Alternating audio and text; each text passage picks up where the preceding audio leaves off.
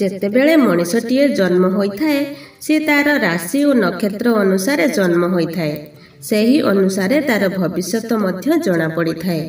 ଆଉ ତାର ବିବାହ ମଧ୍ୟ ସେହି ଅନୁସାରେ ହୋଇଥାଏ କି ତାର ପ୍ରେମ ବିବାହ ହେବ ନା ପ୍ରସ୍ତାବିତ ବିବାହ ହେବ।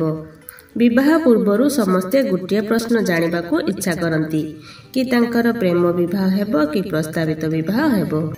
ତ ଆପଣଙ୍କ ମନରେ ମଧ୍ୟ ଏହି ପ୍ରଶ୍ନ ସୃଷ୍ଟି ହେଉଥିବ, ମାତ୍ର ସମସ୍ତେ ହୁଏତ ଜାଣିନଥିବେ ଏହି ପ୍ରଶ୍ନର ଉତ୍ତର ଆପଣଙ୍କ ଜନ୍ମଦିନ ସହ ଲୁଚି ରହିଛି କି ଆପଣଙ୍କର ପ୍ରେମ ବିବାହ ହେବ ନା ପ୍ରସ୍ତାବିତ ବିବାହ ହେବ। ତେବେ ଆସନ୍ତୁ ଜାଣିବା ଆପଣଙ୍କର ପ୍ରେମ ବିବାହ ହେବ କି ପ୍ରସ୍ତାବିତ ବିବାହ ହେବ।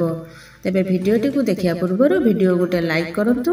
ଆଉ ଯଦି ଆମ ଚ୍ୟାନେଲକୁ ପ୍ରଥମ ଥର ପାଇଁ ଦେଖୁଛନ୍ତି ତାହେଲେ ତଳେ ଥିବା ରେଡ୍ କଲର୍ ସବସ୍କ୍ରାଇବ୍ ବଟନ୍ ଉପରେ କ୍ଲିକ୍ କରି ଆଉ ତା ସାଇଡ଼ରେ ଥିବା ବେଲ୍ ବଟନ୍ କ୍ଲିକ୍ କରି ଆମ ଚ୍ୟାନେଲକୁ ସବସ୍କ୍ରାଇବ୍ କରିନିଅନ୍ତୁ।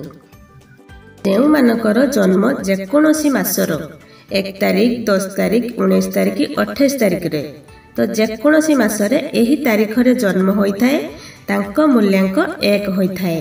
ତ ଏହି ମୂଲ୍ୟାଙ୍କ ଥିବା ବ୍ୟକ୍ତିମାନେ ଲାଜକୁଳା ସ୍ୱଭାବରେ ଅଟନ୍ତି। ଏହି ଅଙ୍କ ସୂର୍ଯ୍ୟଙ୍କର ପ୍ରତୀକ ଅଟେ। ଏହା ସହ ଏପରି ବ୍ୟକ୍ତିମାନଙ୍କର ପ୍ରେମ ବିବାହର ଆଶଙ୍କା କମ୍ ଥାଏ। ଯେଉଁମାନଙ୍କର ଜନ୍ମ ଯେକୌଣସି 2 ତାରିଖ, 11 ତାରିଖ, 20 ତାରିଖ, 29 ତାରିଖରେ ଜନ୍ମ ସେମାନଙ୍କ ମୂଲ୍ୟାଙ୍କ 2। ତ ଏହିଭଳି ଲୋକେ ବହୁତ ଭାବିଚିନ୍ତି ପ୍ରେମ ସମ୍ପର୍କ ସ୍ଥାପନ କରିଥାନ୍ତି। ପ୍ରେମର ସମ୍ପର୍କକୁ ମଧ୍ୟ ଖୁବ୍ ସଚ୍ଚୋଟତାର ସହ ଗ୍ରହଣ କରିବା ସହ ନିଜ ସାଥୀଙ୍କୁ ଖୁବ୍ ସମ୍ମାନ ଦେଇଥାନ୍ତି। ତେଣୁ ଏଭଳି ବ୍ୟକ୍ତିମାନେ ପ୍ରେମ ବିବାହ କରିଥାନ୍ତି। ଯେଉଁମାନଙ୍କର ଜନ୍ମ 3 ତାରିଖ, 12 ତାରିଖ, 21 ତାରିଖ, 30 ତାରିଖରେ ଜନ୍ମ ହୋଇଥାନ୍ତି ସେମାନଙ୍କ ମୂଲ୍ୟାଙ୍କ 3। ତ ଏହି ତାରିଖରେ ଜନ୍ମ ହୋଇଥିବା ବ୍ୟକ୍ତି ଅଧିକାଂଶ ପ୍ରେମ ବିବାହ କରିଥାନ୍ତି। ଯେଉଁମାନଙ୍କର ଜନ୍ମ ଯେକୌଣସି ମାସର 5 ତାରିଖ, 14 ତାରିଖ, 23 ତାରିଖ, ତ ଏହି ତାରିଖରେ ଜନ୍ମ ହୋଇଥାଏ ତ ଏହିଭଳି ବ୍ୟକ୍ତି ପାରମ୍ପରିକ ସମ୍ପର୍କରେ ଅଧିକ ବିଶ୍ୱାସ କରିଥାନ୍ତି। ତେଣୁ ଏହି ପ୍ରକାରର ବ୍ୟକ୍ତି ଅଧିକାଂଶ ପରିବାର ଲୋକଙ୍କ ଇଚ୍ଛାରେ ବିବାହ କରିଥାନ୍ତି। ଯେଉଁମାନଙ୍କର ଜନ୍ମ ଯେକୌଣସି ମାସର 6 ତାରିଖ, 15 ତାରିଖ ଓ 24 ତାରିଖରେ ହୋଇଥାଏ ତ ସେମାନଙ୍କର ମୂଲ୍ୟାଙ୍କ 6। ତେଣୁ ଏହି ତାରିଖରେ ଜନ୍ମ ହୋଇଥିବା ବ୍ୟକ୍ତି ପ୍ରେମ ବିବାହର ସଫଳତା ପାଇଥାନ୍ତି।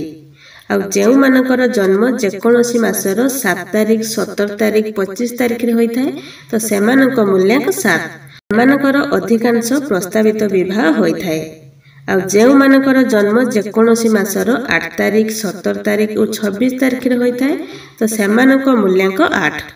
ଏହି ତାରିଖରେ ଜନ୍ମ ହୋଇଥିବା ବ୍ୟକ୍ତି ପ୍ରେମ ବିବାହ ହିଁ କରିଥାନ୍ତି। ତାଙ୍କର ନିଷ୍ପତ୍ତିକୁ ମଧ୍ୟ ସମ୍ମାନ ମିଳିଥାଏ ଆଉ ତାଙ୍କ ଦାମ୍ପତ୍ୟ ଜୀବନ ସୁଖମୟ ହୋଇଥାଏ। ତ ଏହା ଥିଲା କେଉଁ ତାରିଖରେ ଜନ୍ମ ହୋଇଥିବା ପିଲା ପ୍ରେମ ବିବାହ ହେବ ନା ପ୍ରସ୍ତାବିତ ବିବାହ ହେବ। ତ ଆପଣମାନେ ତ ଜାଣିପାରିଲେ ଆପଣଙ୍କର ପ୍ରେମ ବିବାହ ହେବ କି ପ୍ରସ୍ତାବିତ ବିବାହ ହେବ। ଯଦି ଜାଣିପାରିଲେ ତାହେଲେ ଭିଡ଼ିଓ ଗୋଟେ ଲାଇକ୍ କରନ୍ତୁ ଆଉ ଏମିତି ଆହୁରି ନୂଆ ନୂଆ ଭିଡ଼ିଓ ଦେଖିବା ପାଇଁ ଆମ ଚ୍ୟାନେଲ ସହିତ ଯୋଡ଼ି ହୋଇ ରୁହନ୍ତୁ।